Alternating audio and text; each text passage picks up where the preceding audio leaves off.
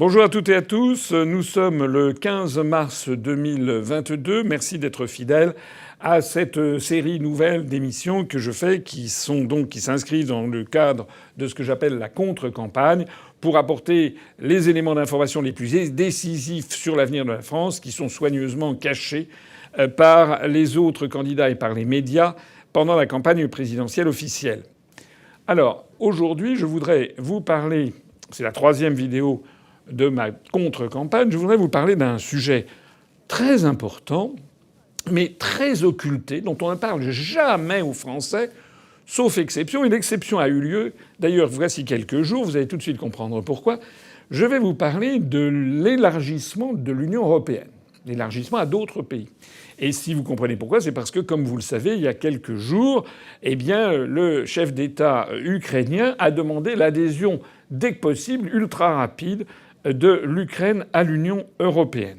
Il a été suivi d'ailleurs dans les jours suivants par le gouvernement de Moldavie et par le gouvernement de Géorgie.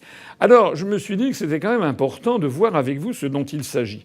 Parce que tout ça est décidé dans le dos des Français, et je suis bien persuadé que si l'on interroge comme ça une centaine de personnes prises au hasard dans la rue, bien peu sauront me dire où se situe exactement la Moldavie, quelle est sa capitale, qui s'appelle Chisinau.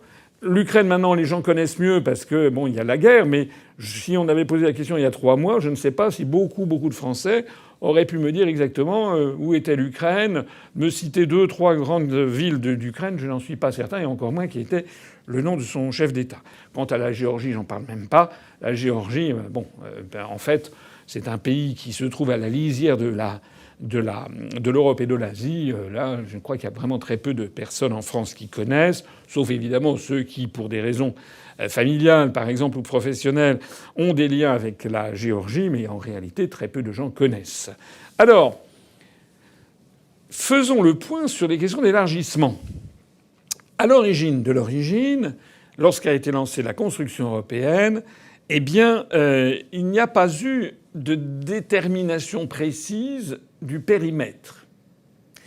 Là, vous savez qu'à l'origine, le marché commun, le traité de Rome, concernait 6 pays, la France, l'Italie, les Pays-Bas, la Belgique, le Luxembourg et l'Allemagne de l'Ouest à l'époque, puisque l'Allemagne était coupée en 2. Et donc c'était le marché commun. Et puis ensuite, dans les décennies qui ont suivi, s'est agrégé à ce noyau d'origine, avec des référendums, avec des procédures d'adhésion les unes après les autres. En 1972, il y a eu le Royaume-Uni, l'Irlande et le Danemark qui se sont joints au marché commun. La Norvège, qui était prévue finalement, le peuple norvégien avait refusé par référendum d'entrer dans le marché commun. Donc ça, c'est en 1972. En 1900, donc on passe de 6 à 9. En 1981, et c'est la Grèce qui entre par la volonté de Valéry Giscard d'Estaing qui voulait absolument montrer que dans l'Europe, il y avait l'héritage gréco-romain, l'Antiquité, c'est ça. Moyennant quoi, au-delà de ces paroles tout à fait typiquement françaises, idéalistes, intellectuelles, etc., mais coupées des réalités, moyennant quoi, on a fait entrer dans le marché commun la Grèce, qui était un pays qui était nettement plus pauvre que les autres, qui a introduit un nouvel alphabet, une nouvelle langue, bien sûr, et puis des nouvelles problématiques. C'était déjà les problématiques de l'Europe du Sud-Est, des Balkans, des conflits avec la Turquie.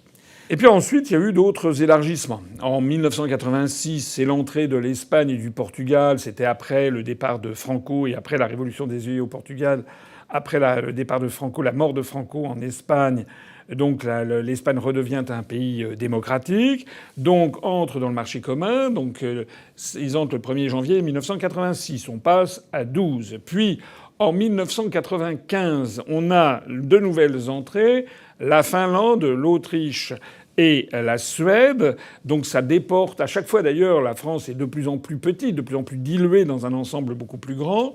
L'adhésion de l'Espagne et du Portugal avait fait basculer un petit peu le barycentre du marché commun vers la péninsule ibérique. En tout cas, ça restait toujours en France. l'adhésion de l'Autriche et des pays scandinaves fait repartir le barycentre du marché commun vers le nord-est et direction de l'Allemagne. Et puis arrivent les grands élargissements après la chute du mur de Berlin et après l'effondrement du camp socialiste, avec en 2004 l'entrée de 10 nouveaux États dans ce qui est entre-temps devenu l'Union européenne depuis le traité de 1992, donc une Europe à vocation fédérale, alors qu'auparavant on parlait du marché commun. Depuis 1992, on parle de l'Union européenne. Donc en 2004, c'est l'entrée de 10 nouveaux États membres, parmi lesquels Malte, Chypre et puis les pays de l'Est, la Pologne, la Hongrie, la Slovaquie, l'Estonie, etc. Donc ça, c'est 2004. En 2007, il y a de nouveau 2 États qui entrent, qui sont la Bulgarie et la Roumanie. Et puis en 2013, c'est l'entrée de la Croatie. À ce moment-là, ça devient l'Europe à 28 États, jusqu'à ce que, comme vous le savez, en 2016, les Britanniques votent le référendum en faveur du Brexit. Les négociations sont entamées et le Brexit a lieu en 2020, et donc on repasse de 28 à 27. Voilà l'historique de ce qui s'est passé. Notez bien qu'on a demandé l'avis des Français en 1972 pour l'entrée du Royaume-Uni, du Danemark, de la Norvège et de l'Irlande. À l'époque, c'était Pompidou qui avait fait ça. C'est la première et unique fois que l'on a demandé l'avis des Français sur l'élargissement à de nouveaux États. Les Français avaient dit oui du bout des lèvres, parce qu'il y avait eu quand même une très forte abstention à la demande du Parti socialiste, qui avait fait une campagne extrêmement politicienne. C'était oui à l'Europe, non à Pompidou. Voilà. Donc ils avaient donc appelé à l'abstention. Ce qui témoigne, avec le recul du temps, d'un caractère particulièrement médiocre de la pensée du Parti socialiste et de Mitterrand, puisque Pompidou, tout le monde s'en fiche maintenant. En revanche, la présence de l'Irlande et du Danemark, qui sont toujours là, ça compte. Ça compte pour beaucoup. Voilà. Mais depuis lors, tous les élargissements ont été faits, en fait, dans le dos des Français. Voilà. On ne nous a pas demandé notre avis. C'est-à-dire que c'est un processus historique sans aucun précédent. Depuis l'homme de Cro-Magnon, sur aucun continent, aucune civilisation, aucune latitude, aucune longitude. On n'a jamais vu ça, qu'un pays s'agrandisse avec l'adjonction d'États souverains qui petit à petit sont agrégés sans qu'on demande l'avis de ceux qui font partie des premiers participants à l'opération. Donc en fait, ça s'appelle un mariage forcé. C'est interdit dans le code civil, on n'a pas le droit de forcer les gens à se marier, mais nous, on a été forcés à ce que l'on découvre un jour que la France, partage, paraît-il, le même destin que la Slovénie, que l'Estonie, que la Slovaquie. Je mets d'ailleurs au défi beaucoup de mes compatriotes de me dire quelle est la différence entre le drapeau de la Slovénie et le drapeau de la Slovaquie. Je défie aussi beaucoup de mes compatriotes de me dire très précisément quelles sont les capitales des 3 pays baltes. Bon. Tout ça n'est pas raisonnable parce qu'on consacre tout l'avenir de la nation, toute nos projections dans l'avenir, dans l'appartenance à une espèce de machin, une espèce d'Europe en construction dont on ne connaît pas le périmètre final. Alors c'est quoi le périmètre final ? Certains disent c'est le continent européen. Alors de fait, le Maroc, il y a une vingtaine d'années, avait souhaité entrer dans l'Union européenne. Et les gens avaient été bien embarrassés. Finalement, on avait dit au Maroc, non, vous ne pouvez pas entrer parce que vous n'êtes pas sur le continent européen. Bon.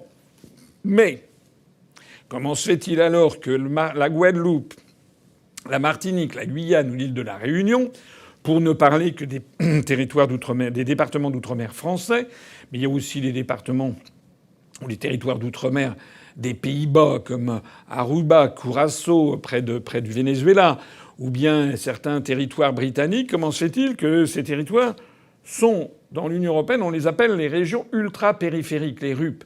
Ça veut donc bien dire que c'est la notion d'État qui l'emporte sur la notion de la géographie.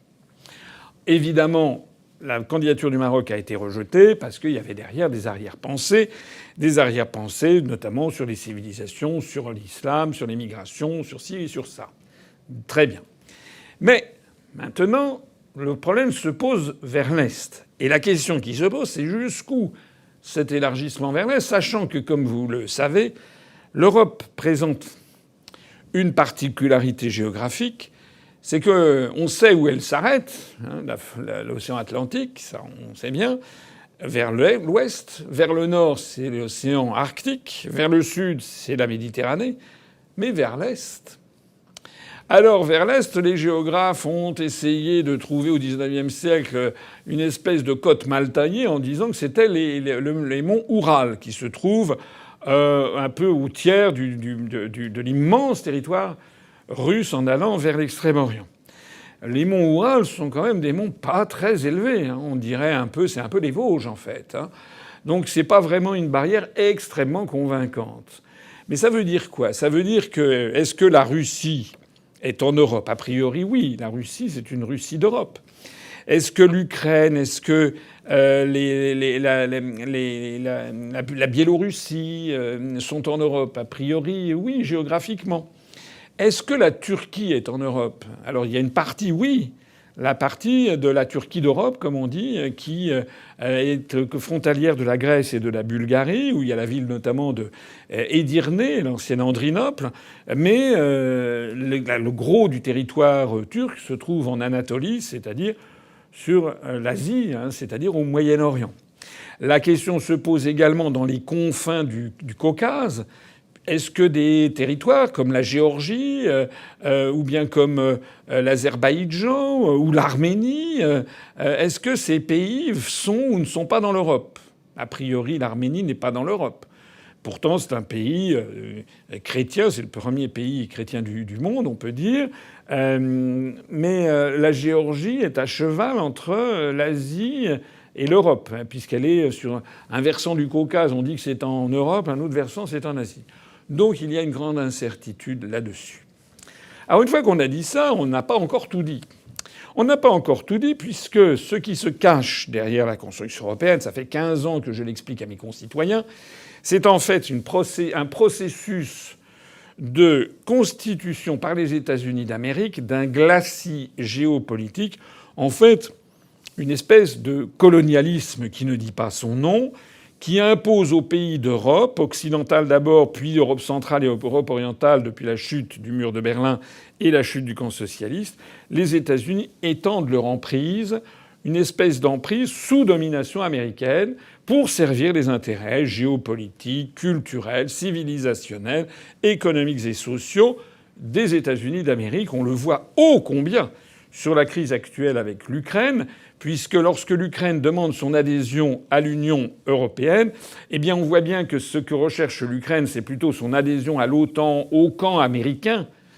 Voilà, mais ceci au détriment des intérêts économiques les plus flagrants de l'Union européenne. Je veux parler bien sûr des ressources en hydrocarbures venues de Russie et, comme j'ai déjà eu l'occasion de le dire, l'entrée de l'Ukraine dans l'Union européenne serait une déclaration de guerre pour la Russie.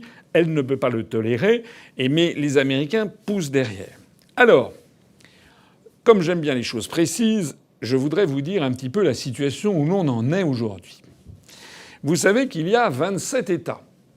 Il y en a d'autres qui sont dans une espèce de corridor dans l'attente de savoir si oui ou non ils vont être acceptés. Eh bien, personne ne vous en parle, c'est pourtant très important. Il y a une dizaine de pays, 10 pays, qui sont maintenant en instance d'entrer dans l'Union européenne ou qui demandent à entrer dans l'Union européenne. Il faut savoir que dans les procédures d'adhésion, c'est très long et ça suit 3 phases. La première phase, c'est une demande d'adhésion. La deuxième phase, c'est qu'il faut que cette demande d'adhésion soit acceptée par l'Union européenne. C'est-à-dire que ça passe devant la Commission européenne, devant le Parlement européen, devant le Conseil européen, c'est-à-dire le Conseil des chefs d'État et de gouvernement, qui sont donc les représentants des différents États membres, et qui vont, oui ou non, accorder non pas l'entrée dans l'Union européenne, pas du tout, mais accorder le statut d'État candidat. C'est la deuxième phase. Il ne suffit donc pas de demander pour obtenir, il faut demander d'abord, puis ensuite on a ou on n'a pas le statut de candidat officiel. C'est la deuxième phase. Troisième phase, une fois qu'il y a ce statut de candidat officiel, on passe à des négociations. Négociation de quoi? Il y a eu, déjà il y a plusieurs décennies, on a défini les critères d'adhésion. On les a appelés les critères de Copenhague parce que c'était un Conseil européen qui s'était réuni dans la capitale du Danemark. Et les critères de Copenhague, qui ont été d'ailleurs, je crois que c'est en 1983, ça a été renforcé quelques années après. Les critères de Copenhague se déploient selon 3 grands volets. Premier volet, c'est le critère politique. Est-ce que le pays en question a des institutions démocratiques? Est-ce qu'il y a l'égalité des hommes et des femmes? Est-ce qu'il respecte globalement les grands principes de non-discrimination vis-à-vis des minorités nationales ou de toutes les minorités? Donc ça, c'est le premier paquet, si l'on peut dire, les critères politiques. Il y a un deuxième critère, ce sont les critères économiques.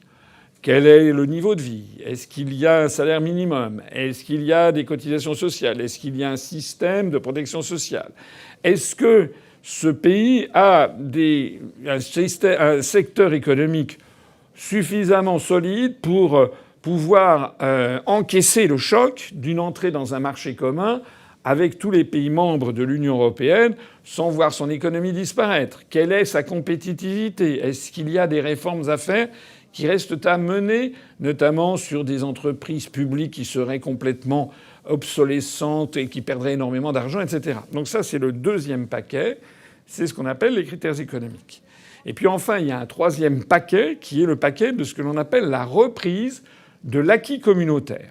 L'acquis communautaire, ça veut dire que depuis des décennies, depuis 1957, il y a eu une sédimentation de décisions, de directives, de normes, de ça dans tous les domaines. Et donc, est-ce que le pays en question va pouvoir reprendre ça, reprendre toutes les normes dans tous les domaines, les normes sur les appareils électriques, les normes sur les produits phytosanitaires, les normes sur ci, les normes sur ça, etc., etc., etc., en matière sociale, en matière de comptes publics, en matière de politique de la pêche, de politique agricole, de politique industrielle, en matière de services publics. Vous imaginez l'ampleur du travail à réaliser. Voilà. Donc il y a ces 3 grands volets, je rappelle, politique, économique et reprise de l'acquis communautaire. Tous ces volets ont été en fait découpés comme un saucisson avec 35 chapitres. Et donc, lorsqu'un État dépose sa demande d'adhésion, il faut ensuite que son adhésion, sa demande soit considérée comme officielle, devenant candidat officiel. Et une fois qu'il a été déclaré candidat officiel, à ce moment-là, et à ce moment-là seulement, on commence la procédure d'examen de tout ce que je viens de vous dire, des 35 chapitres. Alors pas les uns après les autres, mais il y a ce qu'on appelle l'ouverture d'un chapitre de négociation. Donc il peut y avoir sur 35 chapitres, on peut en ouvrir 3 au 1er janvier de telle année, et puis au 1er janvier de l'année suivante, on en ouvre 4 supplémentaires, et puis la 3e année, on en ferme un de la première année parce qu'on est arrivé à négociation, etc. Vous voyez un petit peu l'ampleur du problème. Alors qu'est-ce que ça donne concrètement?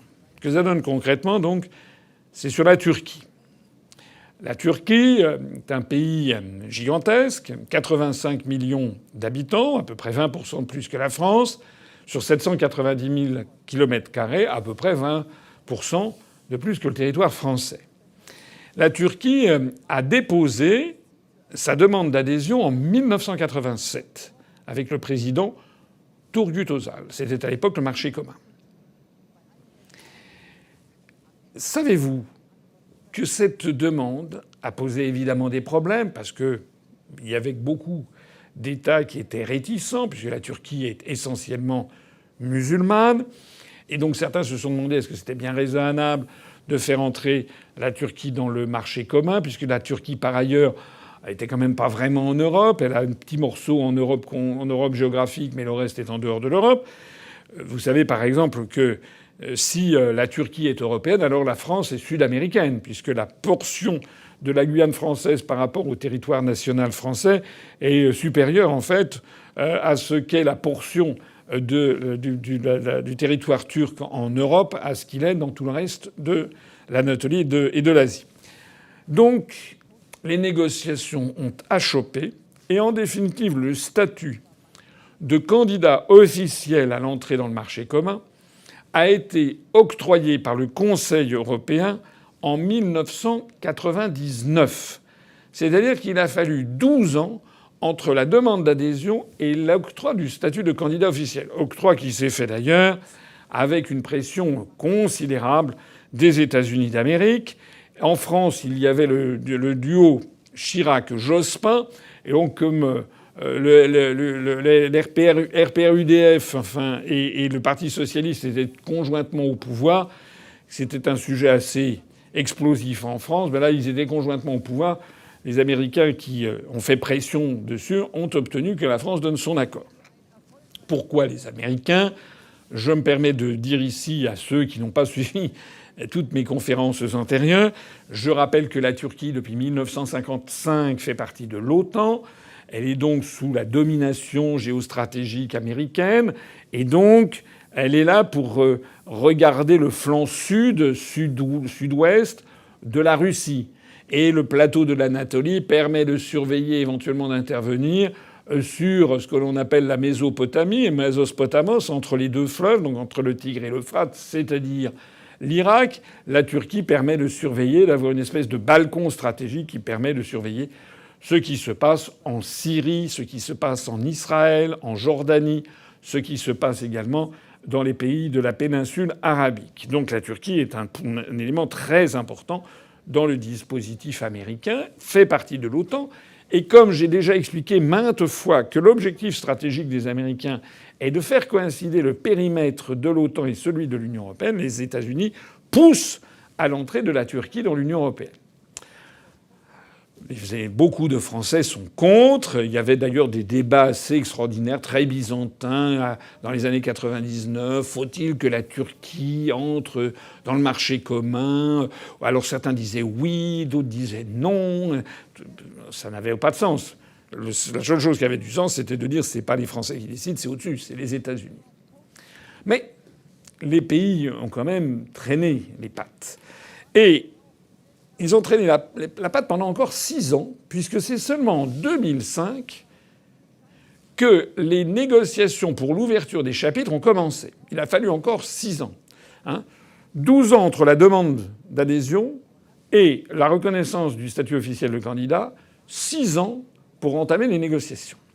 Et alors là, c'est peu dire que c'est allé avec la lenteur d'une tortue, puisque sur les 35 chapitres, au moment où je vous parle, en 2022, c'est-à-dire 17 ans après l'ouverture des négociations officielles, sur les 35 chapitres, il n'y en a que 16 qui ont été ouverts et il n'y en a que un qui est terminé, qui est clos. C'est-à-dire qu'on est encore dans les balbutiements. Voilà. Alors pourquoi ça ? Parce qu'il faut savoir que Turgut Özal et ses successeurs ont été remplacés par l'arrivée de Erdogan.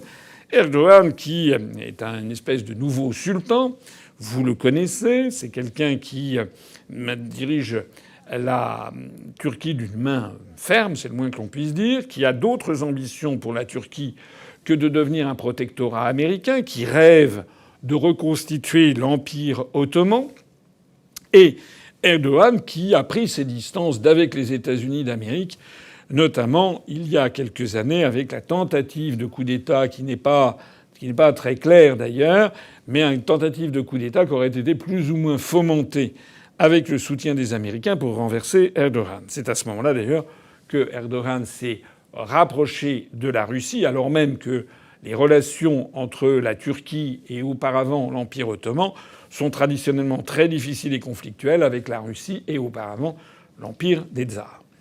Mais en définitive, il s'est trouvé qu'à partir du moment où Erdogan a montré ses distances avec les États-Unis d'Amérique, comme par hasard, les pressions pour que la Turquie entre dans l'Union européenne ont diminué. On pourrait même dire qu'il y a eu des pressions inverses. Ce qui signifie qu'aujourd'hui, en 2022, si vous interrogez les spécialistes, ils vous diront que les négociations sont au point mort. Rappelons-nous, donc, ça débute en 87. Et donc nous sommes 35 ans après la demande d'adhésion et l'adhésion est au point mort avec la Turquie. Ça, c'est le premier pays. Deuxième pays, le Monténégro. Alors Monténégro, c'est beaucoup plus petit. Monténégro, c'est 13 000 km², c'est-à-dire 2 départements français. Le Monténégro, ça veut dire la montagne noire. Le Monténégro est un des États qui est issu de la dissolution de la Yougoslavie. C'est un État qui compte 630 000 habitants. Donc c'est quand même une petite entité. Le Monténégro, il a fait comme la Turquie, c'est-à-dire qu'il a fait sa demande d'adhésion en 2008. La demande d'adhésion a été avalisée par le Conseil européen et on a octroyé en 2010 la qualité de candidat officiel. Et les négociations ont commencé en 2012. Donc vous voyez, c'est quand même beaucoup plus rapide par rapport à la Turquie, parce que tout simplement, le Monténégro ne pose pas la même problématique, en fait, que la Turquie. Ça n'est pas un pays principalement musulman, c'est un pays principalement orthodoxe, c'est un petit pays, ça passe plus facilement. Il faut quand même savoir que nous sommes en 2022, c'est-à-dire 14 ans après le dépôt de la demande et 10 ans après l'ouverture des négociations. Sur les 35 chapitres, il y en a 33 qui ont été ouverts, mais il n'y en a que 3 qui ont été clôturés positivement. Ça veut dire qu'il y a encore beaucoup de travail avec le Monténégro. Troisième pays qui a le statut de candidat officiel, c'est la Serbie. La Serbie, qui elle aussi est un pays issu du démembrement de la Yougoslavie. La Serbie qui compte 8 700 000 habitants et qui fait 77 000 km², c'est-à-dire en gros 7 à 8 fois moins que la France. C'est un relativement petit pays avec une prestigieuse histoire, un pays qui présente la particularité d'avoir été un des grands alliés de la France. Rappelez-vous, il y a à Paris l'avenue Pierre Ier de Serbie. Et puis c'est un pays qui a traditionnellement des liens très importants avec la Russie. La Serbie, alors je ne vais pas entrer ici dans l'affaire de la Yougoslavie, des guerres de Yougoslavie, du bombardement de Belgrade par les troupes de l'OTAN en 1999. Le peuple serbe, qui est un peuple très courageux, très fier et très patriote, parfois c'est à la limite du caractère ombrageux, eh bien le peuple serbe est un peuple qui tient viscéralement à sa souveraineté et à son indépendance nationale. Ce n'est qu'à la suite de nombreux rebondissements que je ne veux pas vous infliger, notamment sur la poursuite par l'OTAN ou par le tribunal international de telle ou telle personne qui était poursuivie pour éventuels crimes de guerre ou crimes contre l'humanité pendant tous ces conflits en Yougoslavie. Bref, en 2009, le gouvernement de Belgrade dépose la demande officielle d'adhésion à l'Union européenne, laquelle demande se transforme par une reconnaissance du statut de candidat officiel à l'Union européenne en 2012 et l'ouverture de négociations, là pour le coup ça a été assez rapide, en 2013. C'était il y a quand même 9 ans. Et aujourd'hui, où en sommes-nous ? Eh bien, sur les 35 chapitres, il y en a 18 qui ont été ouverts, donc à peine la moitié, à peine un peu plus de la moitié, et 2 seulement qui ont été conclus. Voilà. Il faut savoir que ça a connu pas mal de rebondissements parce que le politique influe énormément sur tous ces États, notamment le Monténégro, la Serbie. Les chapitres sont complexes.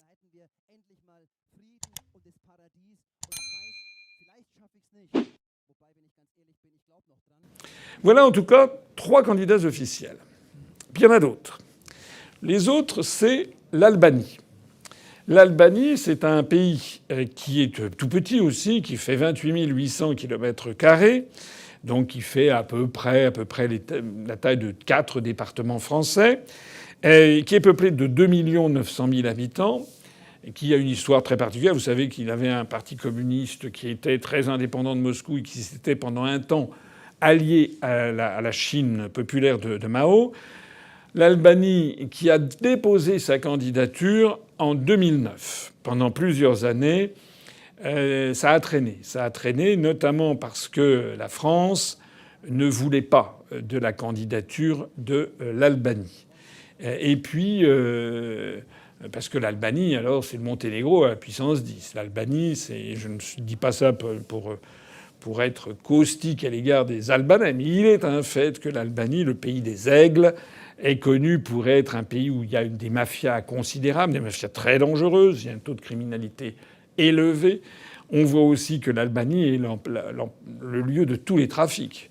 Prostitution, trafic d'alcool, trafic de cigarettes, trafic de drogue, trafic d'argent, trafic d'armes. Enfin, c'est quand même une espèce de purulence au sein même de l'Union européenne. C'est pour ça que Paris a été très très très long à la détente.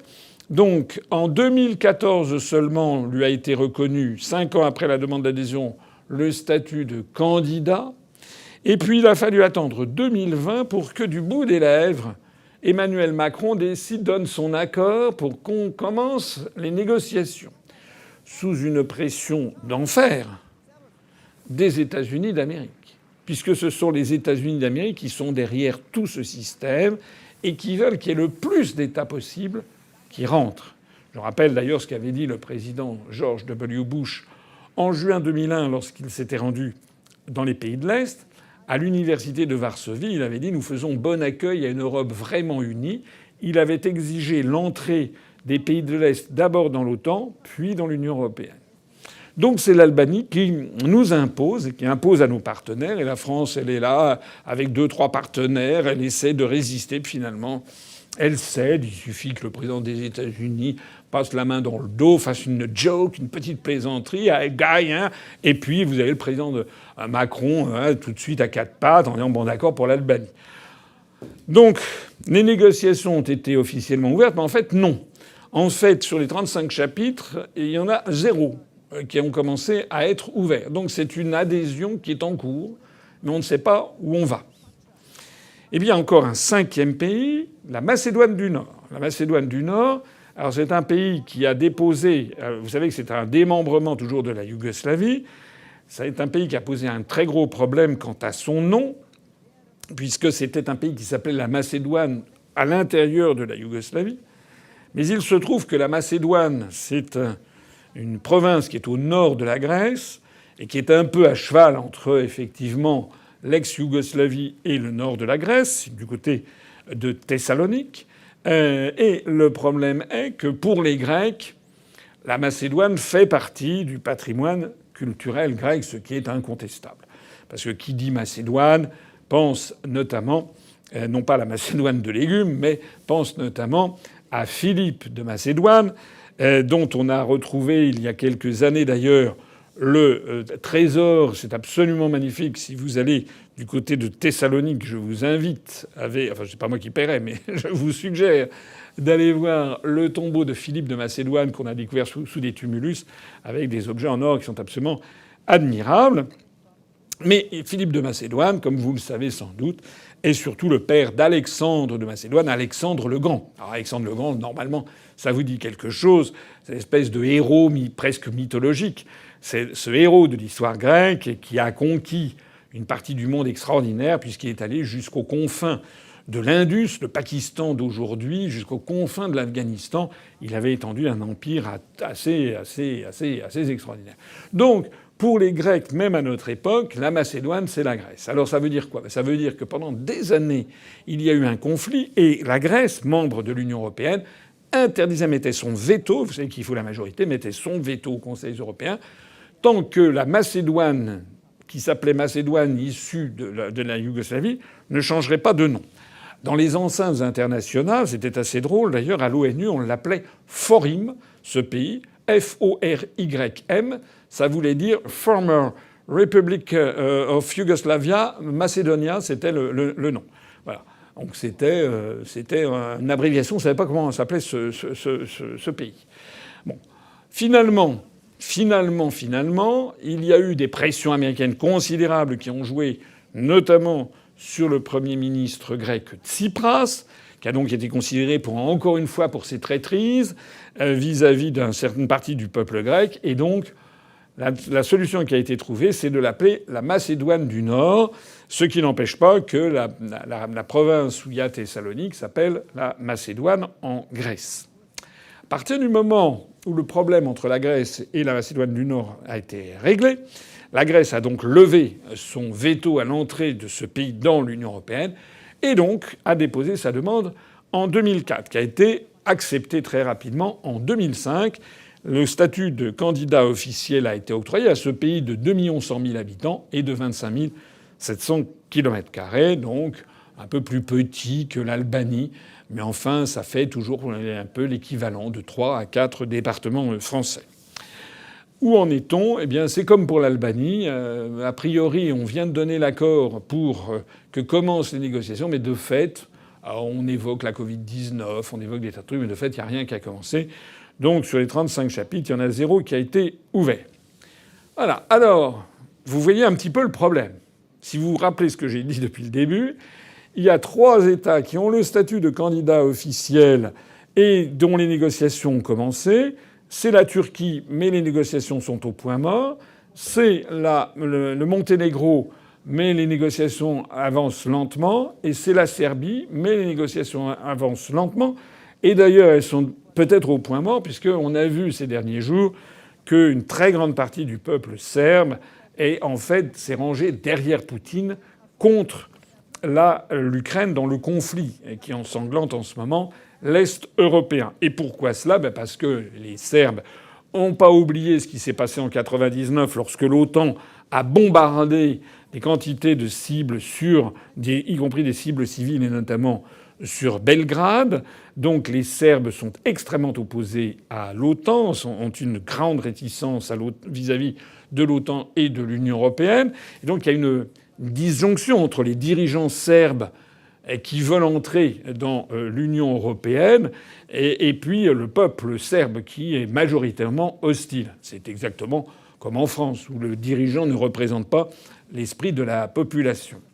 Et de surcroît, ce qui se passe en Serbie, c'est qu'en plus de tout, eh bien, l'OTAN, les États-Unis, l'OTAN et une partie des pays membres de l'Union européenne ont poussé à la déclaration d'indépendance et à la reconnaissance de l'indépendance du Kosovo. Le Kosovo, c'est une petite province au sud de la Serbie, qui est très cher au peuple serbe parce que c'est le lieu d'une bataille très célèbre dans l'histoire de la Serbie. Le Kosovo est devenu un pays indépendant, mais c'est une espèce de marionnette. Il y a à l'intérieur un camp militaire américain qui est l'un des camps les plus importants de l'armée américaine en dehors du territoire des États-Unis d'Amérique. Donc c'est en fait quasiment c'est un État fantoche. Et d'ailleurs, il n'y a qu'une quarantaine d'États au monde qui ont reconnu l'indépendance du Kosovo, dont bien sûr les États-Unis d'Amérique, mais aussi bien entendu la France. Et toujours maintenant que nous sommes dirigés depuis Sarkozy, Hollande et Macron, nous sommes dirigés par des présidents de la République qui ne sont que les gouverneurs de la province France pour le compte de Washington, Bruxelles et Berlin. Donc la France a reconnu le Kosovo, ce qui est bien hâtif.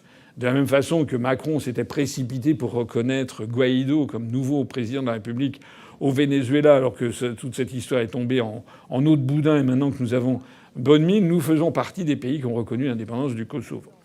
Je signale qu'à l'intérieur de l'Union européenne, tous les pays n'ont pas fait la même chose. Par exemple, l'Espagne n'a pas reconnu l'indépendance du Kosovo. C'est suffisamment rare pour le souligner que, à l'intérieur de la diplomatie, même il y a des pays de l'Union européenne qui ont refusé de reconnaître l'indépendance. Enfin, ce qu'il faut savoir, c'est que le Kosovo veut entrer dans l'Union européenne. Il a fait acte de candidature. Mais pour l'instant, ça n'a pas été accepté. Ça ne le sera sans doute pas avant des années, puisque, comme je viens de le dire, à l'intérieur même du Conseil européen, il n'y a déjà pas de l'unanimité pour reconnaître l'indépendance même du pays. Il y a également la Bosnie-Herzégovine, qui est toujours État issu du démembrement de la Yougoslavie, qui a fait savoir qu'elle souhaiterait entrer dans l'Union européenne. Enfin, c'est pas le peuple bosniaque, c'est les dirigeants de Bosnie-Herzégovine qui ont fait savoir qu'ils seraient disposés, qu'ils voudraient entrer dans l'Union européenne. Mais pour l'instant, le statut de candidat officiel n'est pas du tout à l'ordre du jour. Et puis, alors ça nous fait maintenant 7 pays, et puis ils sont arrivés les 3, il y a quelques jours, sur l'Ukraine, la Moldavie et la Géorgie, qui eux donc sont dans le même état, si j'ose dire, que le Kosovo et la Bosnie-Herzégovine, et qui prennent place donc sur cette lignée de 10 États, ils prennent les places 8, 9 et 10, si j'ose dire. On attend éventuellement une demande officielle, mais remplie dans les formes, pas une déclaration comme ça devant les médias par le président ukrainien Zelensky. On attend une demande avec tous les instruments de la diplomatique nécessaire, c'est-à-dire les papiers, le sceau du président, etc., la transmission par la voie diplomatique. On attend la demande officielle de l'Ukraine, de la Moldavie et de la Géorgie. Mais notez bien que le sommet de Versailles qui s'est tenu il y a quelques jours à Paris, eh bien, a douché les enthousiasmes du président ukrainien et de tous ceux qui s'étaient enflammés tout de suite sur le fait qu'il fallait donner le statut de membre de l'Union européenne à l'Ukraine. Je viens de vous expliquer que c'était horriblement long. Mais c'est pas seulement horriblement long. Ça prend au minimum 15 à 20 ans. Parce qu'il y a tout cet acquis qu'il faut reprendre. Sinon, le pays entrant serait complètement laminé, détruit, en fait, par son entrée dans l'Union européenne. Et donc, ça, c'est la première chose. Mais il y a aussi, ce qu'il faut bien voir, derrière tout ça, c'est des histoires de gros sous. Parce que, bien entendu, tous ces pays qui veulent entrer dans l'Union européenne, ils y viennent d'abord et avant tout dans l'espoir d'avoir de l'argent.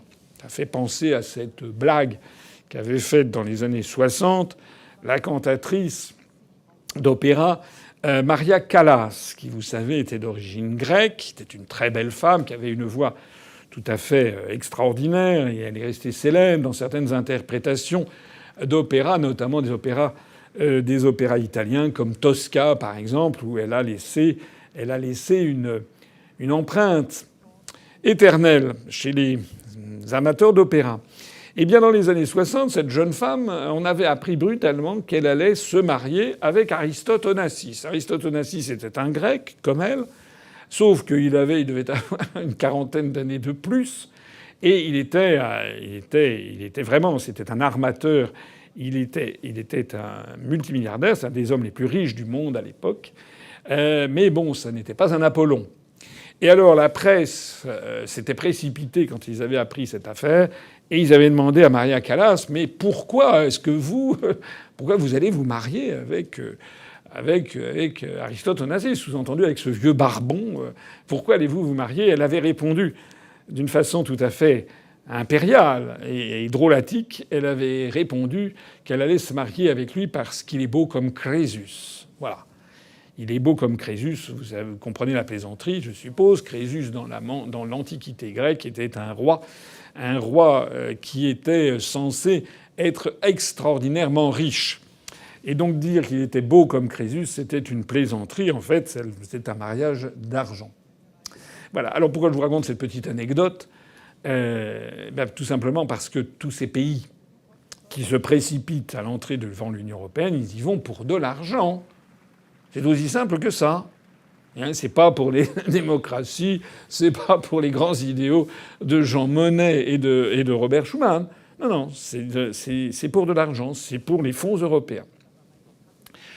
Je signale d'ailleurs à cet égard que lorsque les pays sont acceptés comme étant des candidats officiels, il se met à ce moment-là en place des fonds européens qui sont des fonds ce qu'on appelle l'instrument de préparation à l'adhésion. On fait des fonds pour faciliter la mise à niveau des États aux nouvelles contraintes qui seront les leurs. Et pour vous fixer quand même un petit peu les ordres de grandeur, il faut savoir que depuis 1996 jusqu'à aujourd'hui, la Turquie, dont vous vous rappelez que elle a déposé sa demande en 1987, son statut officiel de candidat a été reconnu en 1999, mais depuis, alors c'est des périodes septennales, donc depuis la période 96-2002, ça va être quelque chose comme ça, jusqu'à maintenant, au total, et je ne parle même pas des prêts faits par la Banque européenne d'investissement qui se montent à 30 milliards d'euros, mais au total, les subventions, les dons qui ont été versés par l'Union européenne à la seule Turquie au nom des fonds de mise à niveau, c'est à peu près 18 milliards d'euros. 18 milliards d'euros qui ont été donnés à la Turquie. Dont d'ailleurs environ 6 milliards d'euros qui ont été donnés au cours des 7-8 dernières années pour que la Turquie veuille bien conserver chez elle les migrants qui ont été chassés de Syrie par la fameuse guerre soutenue par les États-Unis, la France et l'OTAN en sous-main contre le régime de Bachar el-Assad. Donc vous savez qu'il y a eu beaucoup de migrants qui sont allés en Turquie. Il y a eu aussi beaucoup d'Irakiens qui sont venus, qui ont fui la guerre en Irak. Parmi toutes ces personnes, il y a beaucoup donc de gens qui sont dans une situation de grande précarité. Et beaucoup souhaiteraient passer sur l'Europe pour venir s'installer dans les pays européens. Vous connaissez la problématique, je ne vais pas vous l'apprendre. La Grèce, par exemple, a mis des fils de fer barbelés sur le long de ses frontières. La Hongrie en a fait autant vis-à-vis de tel ou tel pays. Donc dans tous les pays de l'Est, ils essaient de se barricader. Mais il y a des négociations qui ont eu lieu entre les pays européens, notamment la Commission, et la Turquie, qui a demandé une espèce de chantage ou de rançon, qui a demandé qu'on lui donne des milliards d'euros pour qu'elle empêche tous ces migrants de déferler sur l'Europe occidentale. Voilà. Alors au total, ça fait quand même à peu près 18 milliards d'euros qui ont été versés de 1996 à 2022 ou 2021 à la Turquie.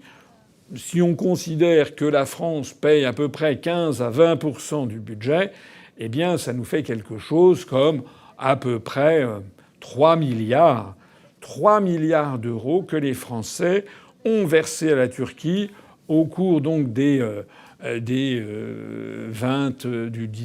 dernier quart de siècle, au cours du quart de siècle écoulé. Les Français, sans qu'ils le sachent, ont versé 3 milliards d'euros, en gros, à la Turquie dans le cadre d'une perspective de l'entrée de la Turquie dans l'Union européenne. 3 milliards d'euros, ça fait quand même beaucoup. Ça fait quand même, je rappelle que la construction d'un hôpital comme l'hôpital de Meaux, qui a été décidé il y a quelques mois, un nouvel hôpital flambant neuf à Meaux en Seine-et-Marne, c'est 170 milliards d'euros. Donc ça veut dire que ce que l'on a donné à la Turquie depuis 25 ans, c'est quand même à peu près l'équivalent de 18 hôpitaux. Je le dis parce que comprenez, quand on nous explique qu'il faut réduire le nombre de lits en France, qu'il faut fermer, qu'on n'a plus assez d'argent, et puis il faut tout fermer de toute façon, je le dis parce que je dis simplement que ce que l'on ne dit jamais aux Français, c'est qu'on est siphonné à notre corps défendant, plus exactement sans que les Français ne s'en rendent compte, on est siphonné pour faire ces politiques. Pareil d'ailleurs, je le disais dans ma vidéo précédente, je crois, pareil pour l'affaire de l'Ukraine. Lorsque Mme von der Leyen décide que, en fait, la Commission européenne va payer pour 1 milliard d'euros d'armement versé, transféré à l'Ukraine, outre tout le caractère extraordinairement dangereux que cela représente, on ne sait pas où vont aller ces armes, elles peuvent ensuite entrer dans des cercles de trafic d'armes et peuvent terminer par des attentats en France, par exemple. Mais outre tout ça, ça fait quand même 1 milliard d'euros versés pour acheter des armements versés à l'Ukraine. Ça veut dire que la France va payer 180 millions d'euros, donc à peu près un hôpital de Meaux. Voilà. Donc pourquoi est-ce que il y a beaucoup de Français qui commencent à comprendre, il y a encore beaucoup de Français qui ne comprennent pas et qui pensent que je fais une fixation sur les questions européennes. Non, parce que dès que vous grattez, vous ouvrez une porte, un placard, vous découvrez qu'il y a des milliards d'euros qui partout sont là et fuient comme un panier percé vers toutes ces destinations pour construire cette Union européenne exigée en fait par les États-Unis d'Amérique. Voilà. Alors, pourquoi c'est important tout ça aussi? C'est parce que vous voyez bien que l'Europe est en train de suivre, en définitive, un peu le même chemin que la construction du socialisme. Dans les années 60, on a commencé à voir, dans les années 50, après la mort de Staline, on a commencé à mieux percevoir un certain nombre de problèmes. Staline avait réussi quelque chose qu'il faut reconnaître, outre avoir cassé les reins d'Hitler. C'est Staline qui a vaincu Hitler, hein, c'est pas les Américains. C'est le premier à avoir cassé les reins d'Adolf Hitler, c'est Staline, avec les fameuses batailles de Stalingrad et de Koursk. C'est ça, les deux grandes batailles qui ont cassé l'armée allemande dans les années 43 et qui ont fait qu'après, ça a été la peau de chagrin. Je ne dis pas que les Américains n'ont rien fait, bien entendu, mais le tournant de la guerre, ce sont les Russes et les 30 millions de morts au passage qu'ils ont laissés. Mais dans les années après la mort de... Et puis Staline a réussi aussi quelque chose d'assez extraordinaire. C'est une industrialisation à marche forcée de l'empire des tsars, en ayant fait, avec les grands plans quinquennaux, en ayant fait une puissance industrielle.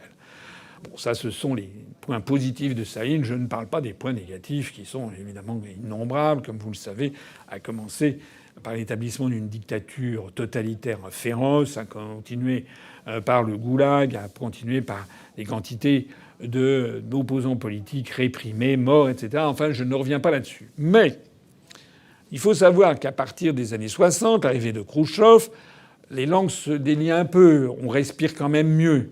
Le pouvoir, progressivement, se développe plutôt dans ce qu'on appelle la nomenclatura, c'est-à-dire les bénéficiaires du régime. Et petit à petit, dans les années 60, 70, on va découvrir qu'il y a quand même des dysfonctionnements au sein de la machine soviétique. Au point qu'on aura un grand plan, le plan Lieberman-Trapeznikov, qui sont deux économistes soviétiques importants, qui essaient de redynamiser l'économie soviétique qui ne fait que s'enliser. Tout ceci finira progressivement par virer dans l'effondrement général, la corruption, les détournements de fonds, le je m'en foutisme. La fin de l'Union soviétique n'est pas très belle. Elle ressemble beaucoup à la fin de l'Union européenne. On voit se développer en Union européenne la volonté des jeunes de fuir la France. Ils n'ont pas envie d'aller au Luxembourg, au Danemark. Ils ont envie d'aller s'installer ailleurs, en Australie, au Canada, au Brésil, etc., en Corée, mais surtout pas dans l'Union européenne. La deuxième chose, c'est que beaucoup de jeunes Français, compte tenu d'un avenir complètement bouché, comme les Soviétiques avaient un avenir complètement bouché dans les années 1980, eh bien, s'ils ne peuvent pas s'enfuir, eh bien, ils versent dans l'alcool ou dans la drogue. Lorsque Gorbatchev est arrivé au pouvoir, la première chose qu'il a faite, c'était la lutte contre l'alcoolisme. Et puis la troisième chose, eh bien, c'est je m'en foutisme généralisé. Voilà. Et donc c'est comme ça que l'Union soviétique s'est achevée. Mais la ruse du pouvoir et des dirigeants soviétiques, face à ce désenchantement général de la société soviétique, on leur avait promis monts et merveilles, la construction du socialisme, etc. Et puis de décennies et décennies et décennies, c'était de plus en plus décevant. Face à ça, il n'y avait qu'une seule chose qu'utilisait le régime, c'était qu'il essayait de prouver la justesse du dogme d'origine par l'extension des adeptes. Et donc, toutes les années 70 et 80 du XXe siècle, ça s'effondrait en URSS, mais en revanche, le discours officiel soviétique, c'était de montrer que de plus en plus de pays du monde voulaient entrer dans le camp socialiste.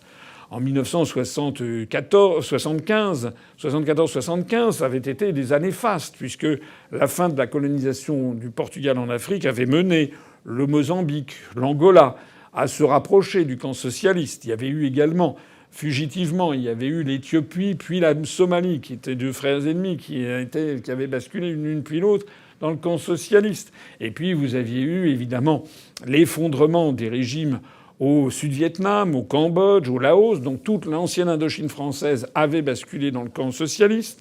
Et puis en 1979, c'était l'intervention soviétique en Afghanistan. L'Afghanistan basculait dans le camp socialiste. Et à chaque fois, on expliquait aux soviétiques qui voyaient des files d'attente, qui voyaient un niveau de vie en berne, etc. On leur disait mais vous avez une chance extraordinaire. La meilleure preuve que la construction du socialisme détient les clés de l'avenir, c'est que nous avons tous ces États qui veulent rentrer. Et en réalité, beaucoup de soviétiques savaient que si le Vietnam voulait entrer, l'Angola, etc., le Laos voulait entrer dans le Comecon, qui était le marché commun, et voulait se rapprocher de l'URSS, ça n'était pas pour le dogme marxiste-léniniste revu et corrigé par Staline. Non. Ce qu'ils voulaient d'abord et avant tout, c'était de l'argent. C'était des transferts de fonds. Voilà, c'était ça. Eh bien, c'est exactement la même chose avec la construction européenne. Vous vous rendez compte que nous avons 10 États dans l'antichambre de l'entrée de l'Union européenne. Vous en avez 3 avec lesquels les négociations ont déjà commencé. Je le répète, la Turquie, la Serbie, le Monténégro. Vous en avez 2 qui sont candidats officiels, mais les négociations n'ont pas encore commencé. C'est l'Albanie et la Macédoine du Nord. Vous en avez 5 qui demandent à entrer: le Kosovo, la Bosnie-Herzégovine, l'Ukraine, la Moldavie et la Géorgie. Je terminerai ce petit topo pour dire qu'il y en aura encore d'autres, peut-être. On peut attendre probablement que, je ne sais pas, peut-être l'Azerbaïdjan, l'Arménie. Mais l'Arménie, il faudrait vraiment aller chercher loin, parce que l'Arménie n'est vraiment pas en Europe, et qui pourrait se manifester. En attendant, imaginez que ces 10 États déjà candidats entrent dans l'Union européenne, on serait non plus 27, mais on serait 37. Vous voyez un petit peu le problème. Et je terminerai par une petite anecdote personnelle, parce qu'elle est quand même extraordinairement révélatrice. C'est une anecdote tout à fait exacte et qui va vous donner peut-être à réfléchir. Il se trouve que dans ma carrière, j'ai été pendant près de 2 ans au cabinet du ministre français des Affaires étrangères, Hervé de Charette. C'était dans le gouvernement Juppé II, donc c'était en 1996-97. Et au cabinet d'Hervé de Charette, je m'occupais de l'Asie, de l'Océanie, de l'Amérique latine et des questions économiques. Mais il y avait d'autres conseillers qui s'occupaient d'autres choses.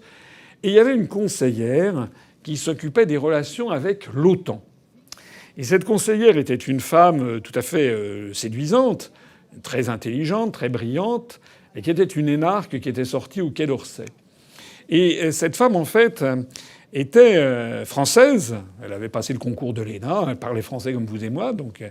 Mais elle n'était pas que française, puisqu'elle avait un nom très particulier. Elle s'appelait Salomé de son prénom, Zourabichvili de son nom de famille. Et Zourabichvili, c'est un nom géorgien. On m'avait expliqué qu'elle était d'une ascendance aristocratique géorgienne. Et elle était donc au cabinet d'Hervé de Charette à s'occuper des questions de l'OTAN. Alors je le connaissais bien, on se faisait la bise, on se tutoie. Et cette femme a eu ensuite un parcours assez extraordinaire, puisque quelques années après, lorsqu'il y a eu les changements que vous connaissez peut-être en Géorgie, avec un président, le président qui était Zoukashvili, qui était très pro-occidental, c'est le moins que l'on puisse dire, puisque les États-Unis poussent partout leurs avantages. Un jour, il s'est rendu en France, a été reçu par le président de la République, qui était Chirac, et assistait à cette réunion Salomé. Et le président géorgien a fait une demande incroyable à Jacques Chirac. Il lui a dit, écoutez, voilà, j'aimerais, si vous me le permettez, que votre collaboratrice qui est ici reparte avec moi et je la nommerai ministre des Affaires étrangères de Géorgie. C'est une histoire absolument véridique. Alors Chirac a dit oh, « Je vous en prie, servez-vous ». Et donc, je romance un petit peu, mais c'est exactement ce qui s'est passé. Et donc Salomé est parti pour devenir ministre des Affaires étrangères de la Géorgie, qui était le pays de ses ancêtres, que sa famille avait dû fuir, j'imagine, dans les années 1920. Ça devait être peut-être ce qu'on appelait était probablement mal vu du nouveau régime soviétique, puisque c'était d'une ascendance aristocratique et princière. Il paraît que cette Salomé Zourabichvili était une princesse géorgienne. Et donc, elle est partie comme ministre des Affaires étrangères. Comme je la connaissais un petit peu, assez bien, j'avais envoyé un petit mot de félicitations. Et pour la petite histoire, j'avais reçu 3 semaines après, j'étais au Conseil général des Hauts-de-Seine à l'époque, j'avais reçu un document comme ça qui m'avait été porté par un porteur venu de l'ambassade de Géorgie en France. Et c'était donc une espèce de pli avec des sceaux, des trucs, des machins, enfin, un paquet cadeau. Et c'était une lettre officielle de son Excellence, Madame Salomé Zourabichvili, ministre des Affaires étrangères de la République de Géorgie, qui me remerciait tout simplement pour mon mot de félicitations. Alors cette femme a une histoire extraordinaire ensuite, puisque elle a été, vous le savez, si vous connaissez un petit peu cette histoire de Géorgie, ou alors allez vous précipiter sur Wikipédia, vous verrez, elle est ensuite devenue présidente de la République de Géorgie. Ensuite, elle a été battue, et puis elle est revenue, et maintenant, elle est actuellement la présidente de la République de Géorgie. Alors maintenant, évidemment, elle est comme moi, elle est comme tout le monde. Elle a vieilli. Je l'ai connue en 1996, donc c'était il y a quand même à peu près 26 ans. Et donc, mais c'est une femme d'âge mûr et qui est la chef d'État géorgienne. Et je la voyais l'autre jour en train d'être reçue par Madame von der Leyen à la Commission européenne. Et quand je pense que c'est elle qui a demandé, en fait, officiellement, l'entrée de la Géorgie dans l'Union européenne, Je ne peux pas ne pas penser à ce que je sais d'elle. C'est une femme tout à fait charmante et intelligente, mais qui était ultra-atlantiste, ultra-pro-américaine, et qui, en fait, n'a rien à voir avec le Géorgien de base. C'est quelqu'un qui a passé sa vie dans une famille expatriée, une famille princière expatriée en France depuis des décennies, et qui a vécu, qui est né avec une cuillère en or dans la bouche. Voilà ce que je pensais. Et je me disais que sans doute que la France avait bien fait de prêter cette Française d'origine géorgienne au président géorgien, qui a une carrière qui est ce qu'elle est.